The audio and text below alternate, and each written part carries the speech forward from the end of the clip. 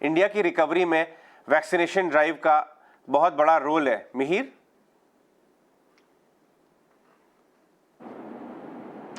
बिल्कुल अजय, इनफैक्ट गीता गोपीनाथ ने तो ये भी कहा था कि भारत में जो रिकवरी हमने देखी है it is vaccination led recovery, और इस वजह से इस पर ज़्यादा भरोसा किया जा सकता है। और एक जो दूसरी अहम चीज़ ज़्यादातर जानकारों ने कही वो यही कही कि जिस रफ्तार से वैक्सीनेशन ने पेस पकड़ा और जिस रफ्तार से हम 100 करोड़ के आंकड़े की तरफ पहुंचे हैं, वो एक जो बहुत बड़ा डर था आज से 5-6 महीने पहले कि थर्ड वेव अगर आएगा तो वो कितना बड़ा होगा। कोई ये नहीं कह रहा था कि आएगा या नहीं आएगा, ऑलमोस्ट गिवन था कि आएगा, और वो कितना सीवियर होगा उसे लेकर डिबेट चल रहा था। अब शायद हम उस स्थिति में पहुंच गए हैं जहां पर हमारे पास ये लग्जरी है 100 करोड़ लोगों को वैक्सीनेट करने के बाद कि हम ये डिबेट कर सकते हैं कि आ तो सकता है थर्ड वेव, लेकिन कितना बड़ा आएगा या फिर वाकई उतना डेवेस्टेटिंग होगा जितना अनफॉर्चुनेटली सेकेंड वेव था। रसेश, आपका क्या व्यू है? क्योंकि ये एक बहुत बड़ा कंसर्न या फिर ओवरहैंग जो बाकी ट्रिगर्स आपने कहे, ब्याज की दरों में वृद्धि या फिर क्रूड ऑयल की मूवमेंट, उसके साथ साथ ये थर्ड वेव का एक बहुत बड़ा फियर था बाजार में। थर्ड वेव तो अभी आई थिंक उसका रिस्क कम हो गया है। आपने बहुत सही कहा। आई थिंक ये जो 100 करोड़ वैक्सीनेशन है इससे इकोनॉमिक रिकवरी, अभी भी India is not completely 100% back to normal. India अभी भी मेरे हिसाब से 85 to 90% बैक टू नॉर्मल है। तो अभी भी 10 to 15% और भी एक्टिविटी ग्रो हो सकती है। वो भी अच्छा ही है, वो अच्छा न्यूज है, क्योंकि वो तो अभी भी अपॉर्चुनिटी बाकी है। आई थिंक अभी जो इम्पोर्टेंट पैरामीटर हमें देखना है वो 100 करोड़ वैक्सीन तो हो गए, लेकिन 100 करोड़ वैक्सीन के बाद अभी हमें ये देखना है कि डबल वैक्सीनेशन कितने हुए। आई थिंक द पैरामीटर मैं अभी देखूंगा कि 500 मिलियन डबल वैक्सीनेशन कब तक हो जाते हैं इंडिया में, और अगर वो दिसंबर जनवरी तक हो जाता है तो ये नॉर्मल सी और भी फास्टर आ जाएगी, क्योंकि एक डोज के बाद भी नॉर्मल सी नहीं आती है। 2 डोज के बाद ही लोग कॉन्फिडेंस हो जाते हैं कि अभी हम बाहर निकले, ऑफिस जाए, और अभी धीरे धीरे इकोनॉमी जैसे मैंने कहा 85 to 90% नॉर्मल सी है। मेरा मानना है दिसंबर तक 95 हो जाएगी और मार्च तक 100% नॉर्मल हो जाएगी इकोनॉमी, और उसके बाद जो हम तेजी से आगे बढ़ेंगे वो बहुत वो एक्चुअली काफी एनकरेजिंग आउटलुक है। ये इनफैक्ट रसेश, आपने बहुत अहम बात छेड़ी कि एक्चुअली फुल्ली वैक्सीनेटेड लोगों की संख्या जितनी तेजी से बढ़ेगी उतनी जल्दी इकोनॉमी 90% से 100% कैपेसिटी पे आ सकती है।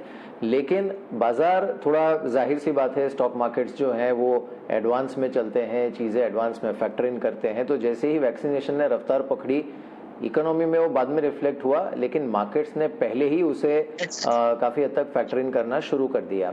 आपको लगता है कि बाजार थोड़े से they are ahead of its time, थोड़ा सा आगे निकल गए हैं, या फिर वैल्यूएशंस थोड़ी सी स्ट्रेस्ड हैं, या फिर ये जो एक एंटिसिपेटेड और बड़ी स्ट्रॉन्गर रिकवरी आने वाली है उसकी तुलना में ठीक लग रहे हैं वैल्यूएशन पैरामीटर्स पर आपको?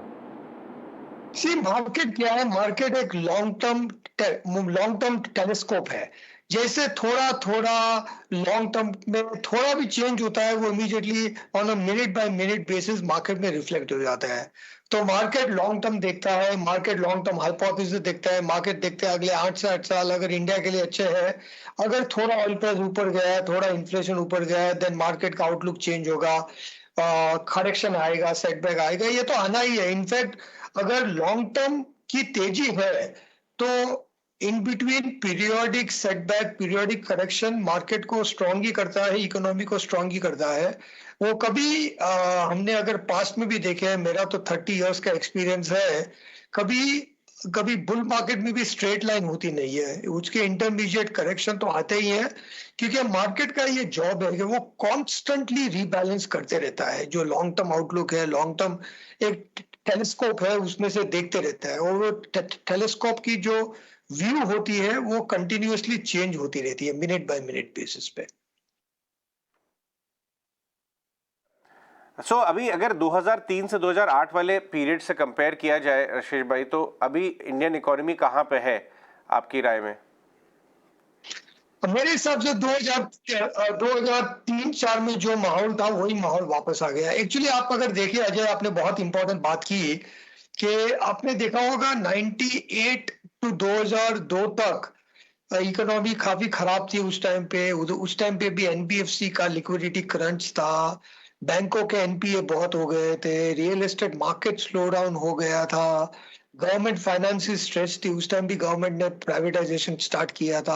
आपको मालूम होगा 2001-2 में हिंदुस्तान जिंक और वो सब उन्होंने प्राइवेटाइज किए थे उस टाइम पे। तो ऑलमोस्ट सेम स्टोरी रिपीट हो रही है। जो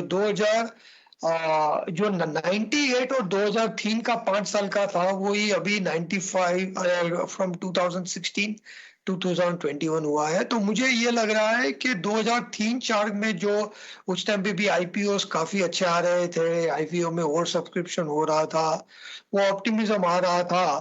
और हम लोग ये आई थिंक उसी स्टेज पे, I would say early 2000 is the comparison. और आपने बहुत सही कहा, 2004 से 2008 ग्लोबल ट्रेड अच्छा हुआ, इंडियन इकोनॉमी में ग्रोथ आई, कॉर्पोरेट बैलेंस शीट एक्सपेंड हुई, लेकिन उसमें भी कुछ एक्सेस भी हो गया, कुछ ओवर रीचिंग भी हो गई। तो वो तो होना ही है, वो तो आई थिंक उसी की वजह से इकोनॉमिक साइकिल होती है, उसी की वजह से बिजनेस साइकिल होती है।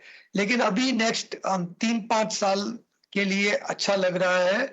लेकिन ये जो इन्वेस्टर्स को ये ध्यान में रखना चाहिए कि अच्छा लग रहा है मतलब ऐसा नहीं है कि सब कुछ हर मिनट बाय मिनट अच्छा रहेगा। करेक्शन आएंगे, सेटबैक आएंगे, थोड़ा बहुत जो ऑप्टिमिज्म है वो भी कम होएगा, थोड़ा क्वेश्चनिंग भी होगा कि इंडिया स्टोरी करेक्ट है। अगर आपने 2003 से 8 की बात की, तो उसमें भी 2006 में एक बड़ा करेक्शन आया था, 2007 में एक बड़ा करेक्शन आया था। तो हर साल में एक दो करेक्शन भी आएंगे, एक दो क्वेश्चनिंग फेज भी आएंगे, और उससे ही मार्केट और इकोनॉमी स्ट्रांग हो जाएगी। चलिए, ये आज इन सारे मैटर्स पर हमसे बात करने के लिए, मार्केट पर चर्चा करने के लिए रशेष बहुत बहुत शुक्रिया आपका।